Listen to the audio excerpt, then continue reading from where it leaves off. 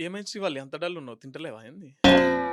అదేం లేదు గానీ, మా అపార్ట్‌మెంట్‌లా ఒకిద్దరు భార్యాభర్తలున్నారు. హ్మ్. ఎప్పుడు జూషినా లొల్లే పెట్టుకుంటారు. ఆ రాత్రంతా లొల్లి పెట్టుకుంటూనే ఉంటారు. లవ్ మ్యారేజ్ మళ్ళా ఆళ్ళది. ఓరిని! ఆ! ఎప్పుడు జూషినా లొల్లే పెట్టుకుంటారు. గిట్లా లొల్లి పెట్టుకుంటారా లవ్ మ్యారేజ్ చేసుకున్నోళ్ళాళ్ళు? ఓరిని! ఆ! ఇన్స్‌పిరేషన్‌గా ఉండాలే. అవును. గీ లొల్లిలేందో నాకు అర్థమైతలేదు మరి. ఎందుకు లొల్లి పెట్టుకుంటారో కావచ్చాళ్ళు? ఈ లవ్ మ్యారేజ్‌లు ఎట్లుంటాయంటే ఆ! Before marriage theory. Hmm. After marriage practical. అంటే 2 స్టోరీలా? ఆ!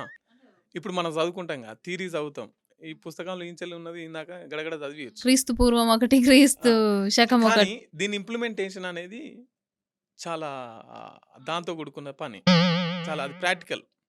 సో, లవ్ అనేది థియరీ. హ్మ్. మ్యారేజ్ అనేది ప్రాక్టికల్. ప్రేమించుకునేటప్పుడు ఏముంటది జెప్పు? ఈళ్ళింటికాడ ఈళ్ళుంటారు. ఆళ్ళింటికాడ ఆళ్ళుంటారు. కానీ పెళ్లి చేసుకున్న తర్వాత రోజాయే. హ్మ్. ఇగ ఇట్లా మొగోనికి ఒక్కదాన్నే ఉంటా. ఒక్కతాన్నే ఉంటారాయే. ఇగ మొగోనికి పని, బాధ్యత, పైసలు సంపాదించాలి. ఇట్లా ప్రాక్టికల్‌గా అబ్బాయి అంటోడు చాలా సఫర్ అవుతుంటాడు. ఇప్పుడు కొత్తగా పెళ్లయిందనుకో, ఆళ్ళిద్దరి మధ్య గాలి గూడా పోదు.